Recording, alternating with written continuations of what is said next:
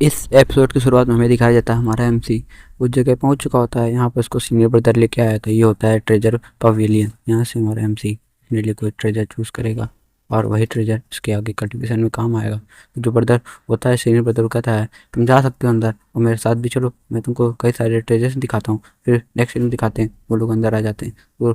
तो senior brother होता कहता है यहाँ से तुम जो चाहे वो चीज़ सीख सकते हो और जो चाहे वो चीज़ तुम यहाँ से ले सकते हो। कोई भी आर्टिफैक्ट, कोई भी इस फ्यूचर आर्टिफैक्ट। ये हमारा सुनने को एमसी कहता है क्या मैं इसको भी ले सकता हूँ? तो सीनियर ब्रदर कहता है हाँ तुम एक चीज़ कोई सी भी ले सकते हो, कोई सी भी तुम चाहो तो ले सकते हो। ये एक आर्मर है जो कि स्पिरिचुअल मास्टर आर्टिस्ट का अटैक भी झेल सकता है। वो कहता है यहाँ पर सब मास्टर लेवल के इक्विपमेंट रखे हैं, अगर तुम्हें पसंद आया तो इनमें से कोई एक तुम ले सकते हो। हमारे एमसी की नज़र एक बेल पे जाती है जिसकी वजह से उसका वहीं वो रुक जाता है। तो सीनियर ब्रदर बताता है ये बेल ऐसी है जो भी किसी इंसान को सामने बजाओगे तो वो स्टन हो जाएगा, मतलब एक जगह रुक जाएगा, जम जाएगा। तो वो जो अंदर का हमारा जो होता है हुडी, वो कहता है हमारे एमसी से कि जल्दी से इसको ले लो, ये बहुत काम की चीज़ है, मेरे ऊपर भरोसा करो। तो ये सब सुनने के बाद हमारा एमसी तो सीनियर ब्रदर्स कहता है मैं इस चीज़ को लेना चाहूँगा, इस बेल को।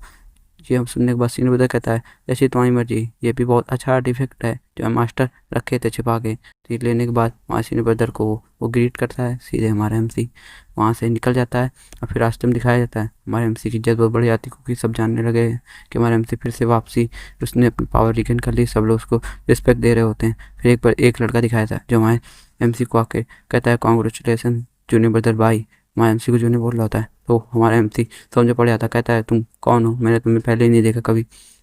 ये चीज़ सुनने के बाद वो लड़का कहता है मैं सीनियर ब्रदर हूँ तुम्हारा, मैं तुमसे अपर क्लास का हूँ, इसलिए मैं तुम्हें ढूंढ रहा था, तुम्हारे बारे में बहुत कुछ मैंने सुना। तुम्हारे एमसी उसको रिस्पेक्ट शो करता है और कहता है थैंक यू सीनियर ब्रदर आपको यहाँ आने के लिए, और धन्यवाद करता है और सीधे वहाँ से निकल जाता है। पीछे कुछ लड़के दिखाए जाते हैं जो पहले एमसी को मजाक उड़ा रहे होते हैं, अब वो उसका तारीफ करने लगते हैं, कहते हैं कि ये तो काफ़ी बड़ा जीनियस है हमारे सेट के लिए। फिर 1 घंटे बाद का सीन दिखाते हैं हमारा एमसी कहीं पे आ चुका होता है, बहुत टाइम लग गया। हमारा एमसी हाँफ रहा होता है, कह रहा होता है मैं 30 घंटे की वॉल को सीधे 1 घंटे तक कैसे चल दिया मैं।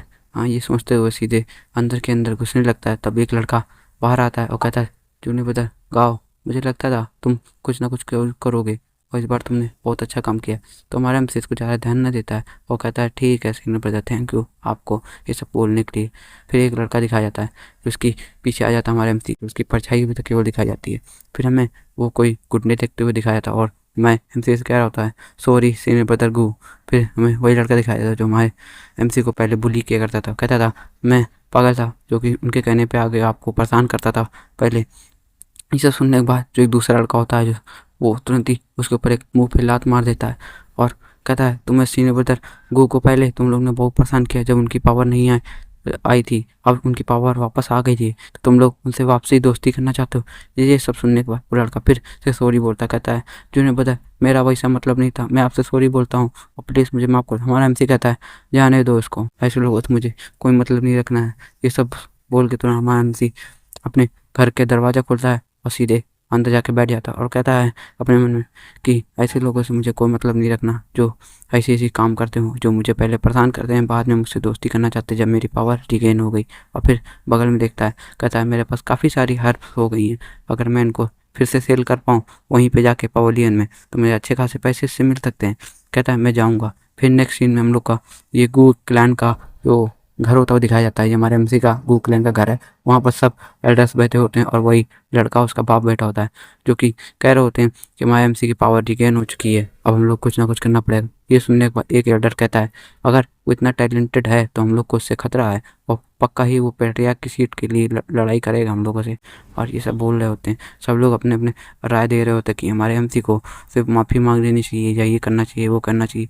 तभी एक एल्डर बोलता है कि अगर हम लोग ने उसका फादर को छोड़ दिया तो उसका फादर हम लोगों को सबको मार देगा, अगर हम लोग ने इसको गलती से भी छोड़ दिया या एमसी ने उसको छुड़वा लिया। और ये सब बोल रहे होते हैं और कहता है एक एल्डर कहता है अगर हम लोग ने उसको छोड़ा तो पक्का ही मारे जाएंगे, इसलिए मैं तो इसमें राजी नहीं हूँ कि इसको छोड़ा जाए।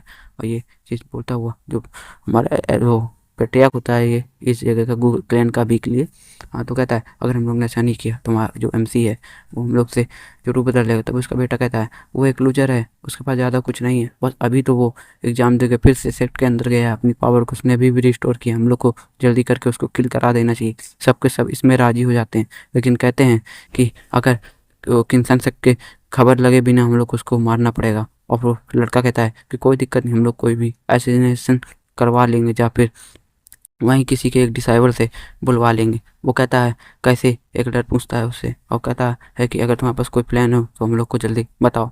वो लड़का कहता है हमारे एमसी ने काफ़ी सारे लोगों को ऑफेंड कर दिया है, जो कि वहाँ के सब डिसेबल्स हैं, वो बड़े बड़े डिसेबल्स हैं। अगर हम लोग उनका साथ ले, उनका यूज करके हमारे एमसी को हमला करवा तो कोई कुछ नहीं कर पाएगा। तभी एक परछाई दिखाई जाती है, वो दौड़ दौड़ के आ रही होती है इसी घर में। और तब फिर दिखाते एक लड़का आता है जो कि खबर सुनाता है, कहता है पेट्रियार्क जो हमारा एमसी है वो टांग एल्डर का डिसाइल बन गया और उसे किंगसन फिल्म में सबसे ऊपर पोजीशन पे रखा गया।